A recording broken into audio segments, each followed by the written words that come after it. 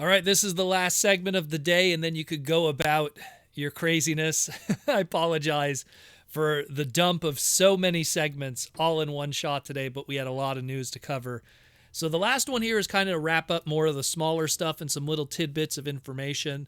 Number one, let's talk about that Robosen Optimus Prime. So what a weird, bizarre change from what the advertisement showed. The advertisement showed Optimus Prime turning around and three lights, three cars approaching him, and us assuming it's going to be like, obviously some kind of Autobot characters. And hearing Dan Gilbazin's voice like cemented, oh, it's going to be Bumblebee. And all of that completely didn't make sense because in the end, we ended up getting a Autobot transforming, converting trailer for your Optimus Prime, and it comes with a little Spike figure, and Spike was voiced by Corey Burton, so that's not Dan Gilbazin, so that's even more confusing. And Roller, who's also part of the unit, I don't know, he wasn't really voiced by anybody because he was just beeps and boops. So very interesting. I appreciate the engineering. I think it's really cool. I love that it auto transforms and it goes upright and makes that long forgotten medical repair bay mode. That's the upright trailer for Optimus Prime, more so seen in the Diaclone Battle Convoy version of the character and how that was depicted in advertising. Not really used that much in Transformers otherwise. We're always more used to the open trailer, just normally downright. And looks cool. Looks cool. It's an extra addition to your already expensive Robosen Optimus Prime. It's going to cost you $750 for just the trailer. So on top of the Robosen Optimus Prime, that was another 700 and something. It's going to be a pricey item, and that's just for the trailer. Again, already sold out apparently from what I heard, but then they put more pre-orders up for the non-premium members, and now it's still not sold out at the moment, so there is actually more. Supposedly they're reissuing the previous Robosen Optimus Prime so people could get both at the same time and really double down on your money. Again, it's cool. It's something that I won't spend that kind of money on. If I get it like really cheap, sure, why not? It's a cool item. But just is it $750 cool, and will it age well? That's a different story.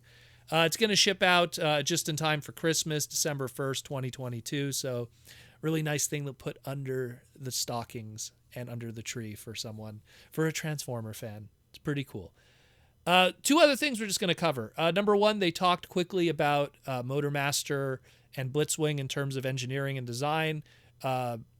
Ajima-san, who designed Motormaster, was told, yeah, it's got to be show accurate.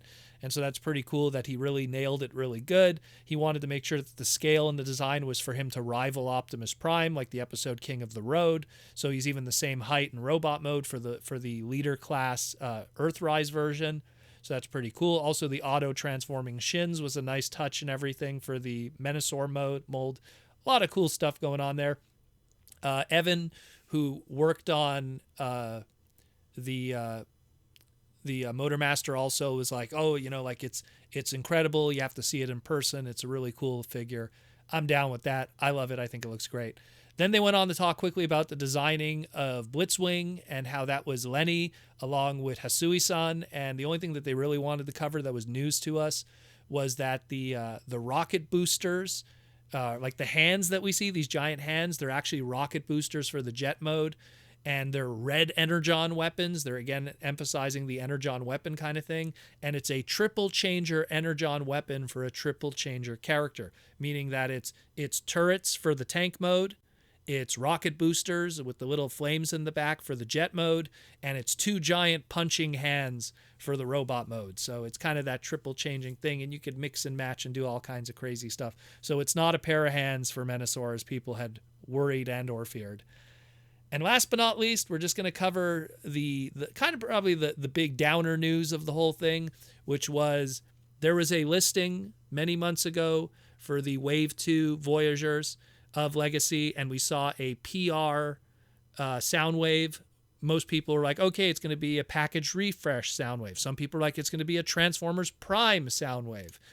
But we know that PR is package refresh, so chances are it wasn't going to be a Prime Soundwave, but a package refresh Soundwave. And we thought, okay, if it's a package refresh Soundwave, wouldn't it be great if it's the Netflix Voyager one? Because that's one is really popular and it's a really good mold and people could really appreciate that. Well, unfortunately, that was not the case. It was, they pretty much took the Siege one that they had from a couple years ago. They removed all the weathering on it, much like they did with the Galvatron repackage for Legacy. And that is that. I think the reason why they went with the Siege one, it's a double thing. Number one, I think just to have something different. Instead of it being G1, it's pre-G1 with the Soundwave. So it's Siege Soundwave, it's pre-G1 and all that kind of stuff. And the flip side of it also, I think that maybe they just don't have access to that mold just yet because it's still a Walmart exclusive. And then in a couple of years, they'll be able to take that mold and repaint it in the Sound Blaster and repaint it in the Shattered Glass and repaint it like crazy and reissue it. And then everyone will go crazy. And I'll use this moment as a micro Transformer finance segment and say, now that we know that package refresh is not Netflix Soundwave, that Netflix Soundwave's value is about to go up even more. So if you don't have that Netflix Soundwave, the demand is now going to increase even more now that it's pretty much known that he's not going to be a package refresh in the Legacy line. So that kind of sucks. It's bad news for some people, but it is what it is at the end of the day. And I hope you had fun today, guys. I hope it was a great little Transformer Tuesday, aka Fan First Tuesday. And I hope you stuck with me throughout the end and learned something of all the stuff that we tried to break down here. And hopefully we'll have even some more interesting news. If not, this week will be Patreon listener questions and just taking some questions from the fans through Patreon and everything. And then we'll have an epic Transformer Slag podcast Saturday night live stream at 8 o'clock Eastern Standard Time. Be sure to tune in for that when that happens. Make a note on your calendar. Or just like, comment, and subscribe, and you'll get a notification. Ring that bell, like I always say. Thanks, everyone, for sticking around, and we'll talk all again real soon, and roll out.